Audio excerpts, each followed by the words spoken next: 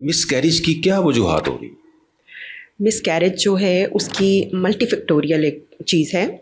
इसमें अगर तो फर्स्ट ट्राइमेस्टर मिसकैरेज होता है, उसमें मोस्ट कॉमन 90% जो केसेस हैं वो क्रोमोसोमल एबनॉर्मेलिटीज़ होती हैं, यानी जीनियाती मादा जो है उसके अंदर कोई डिफेक्ट होता है तो फिर मिसकैरेज होता है।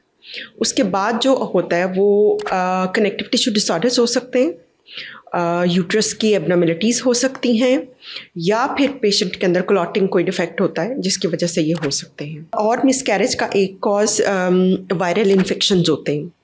यूजुअली जो फर्स्ट ट्राइमेस्टर में होते हैं इनके सिम्टम्स बड़े नॉन स्पेसिफिक्स होते हैं, पेशेंट को जस्ट फ्लू लाइक सिम्टम्स होती हैं, लेकिन जो ये मिसकैरेज कर देते हैं इसके अंदर, तो जिनका बिल्कुल अनएक्सप्लेन्ड होता है उनका अगर हम कल्चर कराते हैं तो उसमें इन्फेक्शन भी निकलता है। अच्छा मैम, मिसकैरेज हो गया है तो नेक्स्ट प्रेगनेंसी प्लान करने के लिए क्या क्या एहतियाती तदाबीर जो हैं वो इख्तियार करनी चाहिए ख़वातीन को? मिसकैरेज हो जाना किसी भी खातून का emotionally, physically and to some extent social भी ट्रॉमा होता है, क्योंकि लोग भी बहुत पूछते हैं बार, और उसके लिए फैमिली के लिए एक्सेप्ट करना मुश्किल होता है। जो इंटरनेशनल रिकमेंडेशंस हैं उसमें कहीं वक्फे का कोई टिपिकल टाइम नहीं दिया हुआ कि वो कब कंसीव करें, लेकिन जैसे ही खातून थोड़ा मेंटली और फिज़िकली फ़िट फील करें तो वो इमीडिएटली कंसीव कर सकती हैं। यूजुअली जो मेरी ओपिनियन है, डिपेंडिंग अपॉन माय एक्सपीरियंस, मेरा ख्याल है कि 3 मंथ्स के बाद पेशेंट्स को फ्री हैंड देना चाहिए कि वो कंसीव कर लें, बिकॉज जिसका एक मिसहैप हुआ होता है, जब तक कि वो दोबारा प्रेग्नेंट नहीं होती वो इस मिसहैप में मेंटली इसको कैरी करती रहती हैं।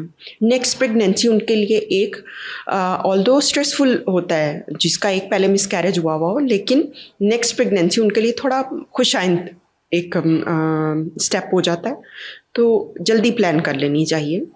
3 मंथ से लेटर नहीं प्लान होना चाहिए। ये एडिक्वेट वक्फा है जिसमें वो सेटल डाउन कर जाती हैं और फिज़िकली भी वो ठीक होती हैं। मैम, जो नेक्स्ट कंसेप्शन है उसके बाद क्या कोई एहतियाती तदाबीर या रेगुलर जो है वो ऑब्जर्वेशन उसको पेशेंट को वो कैसे कर सकती हैं? जब एक मिसकैरेज हो जाए तो नेक्स्ट प्रेगनेंसी प्लान करने से पहले प्री कंसेप्शन अपने गायनेकोलॉजिस्ट के पास ज़रूर जाए। आप खुद भी सोचें कि क्या वजह हो कि मेरा मिसकैरेज हो गया, और अपने डॉक्टर के साथ भी आप ज़रूर डिस्कस करें कि मेरा मिसकैरेज क्यों हुआ, सो दैट वो जो रीज़न पिछले मिसकैरेज की रही है उसको नेक्स्ट टाइम किट डाउन किया जा सके। इसमें मिनिमल इफेक्ट भी मैटर करते हैं। May be some stress caused it, may be आप ओवरवेट थे, मे बी आप ब्लड प्रेशर की दवाई ले रहे थे, अभी आपने उसको रीएडजस्ट नहीं किया था उसके अकॉर्डिंगली, मे बी आप मेंटली प्रिपेयर नहीं थे, अनप्लान्ड थी प्रेगनेंसी। सो एक अनप्लान्ड प्रेगनेंसी और प्लान्ड प्रेगनेंसी में बहुत फ़र्क होता है। Sometimes unplanned pregnancy ended up into miscarriage. May be आपने फॉलिक एसिड नहीं लिया, ठीक है, मे बी आपको वायरल इन्फेक्शन हो गया, उसके लिए आपको अपनी इम्यूनिटी बूस्ट रखनी चाहिए, अपने लाइफस्टाइल को चेंज करना चाहिए, हेल्दी ईटिंग की हैबिट्स होनी चाहिए। जिनको पीसीओज हैं वो उसको पहले ऑप्टिमाइज़ कराएं और फिर कंसीव करें, क्योंकि पीसीओज के साथ मिसकैरेज का रिस्क बढ़ जाता है। लेकिन मैम, इसमें देखा गया है कि मोस्टली जो ख़वातीन हैं, मोस्टली तो नहीं लेकिन काफ़ी सारी ख़वातीन ऐसी हैं कि जिनको पता ही नहीं होता कि लास्ट मिसकैरेज क्यों हुआ था। तो क्या कोई इडियोपैथिक हो सकता है? दिस इज़ फैक्ट कि 80% मिसकैरेजेस की कोई रीज़न ही नहीं मिलती। मैं इसको इस लिहाज से कह रही हूँ कि आप कॉज को अपने जहन में रखें। ओवरवेट होना कॉन्ट्रीब्यूट टू मिसकैरेज, लेकिन वजह नहीं क्लियर कट हो सकती, लेकिन आप फिट होके तो प्रेगनेंसी में एंटर हो सकते हैं, ठीक है। जब तक के जो कंसेप्टस था या आरपीओसीज निकले, उनकी हिस्टोपैथोलॉजी ना हो, उनका क्रोमोसोमल एनालिसिस ना हो, उनका कल्चर एंड सेंसिटिविटी ना हो, जो डीएनसी के बाद मटेरियल निकलता है बच्चे का, तब तक आप 100% रीज़न बता भी नहीं सकते, डॉक्टर भी नहीं बता सकता। सो मोस्टली हम इसको इडियोपैथिक में ही लेते हैं। नहीं, हम इसको इडियोपैथिक में नहीं लेते, हम कहते हैं वर्कअप प्रॉपर नहीं हुआ।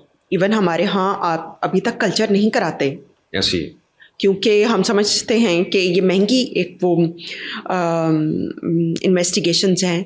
क्रोमोसोमल एनालिसिस भी जो होता है वो भी कराने का एज सच कोई बहुत फ़ायदा नहीं होता। अगर आपको लगा कि, जैसे मैंने बताया पहले, कि 90% जो मिसकैरेजेस हैं वो जीनियाती मादा के अंदर डिफेक्ट की वजह से होते हैं। लेकिन अगर पता लग भी जाए कि ये क्रोमोसोमल डिफेक्ट था तो आप फर्दर क्रोमोसोम्स को पकड़ के मैचअप नहीं करा सकते, ठीक है। तो one miscarriage due to chromosomal mismatch और फर्स्ट ट्राइमेस्टर मिसकैरेज आपकी नेक्स्ट प्रेगनेंसी के ऊपर कोई मार्क्ड इफेक्ट नहीं छोड़ता कि ये अगला भी मिसकैरेज हो जाएगा। One miscarriage only poses risk of 1 to 2% कि आपकी नेक्स्ट प्रेगनेंसी जो है उसमें मिसकैरेज हो सकता है। 98% चांस है कि आपकी हेल्दी बिल्कुल सक्सेसफुल प्रेगनेंसी जाएगी।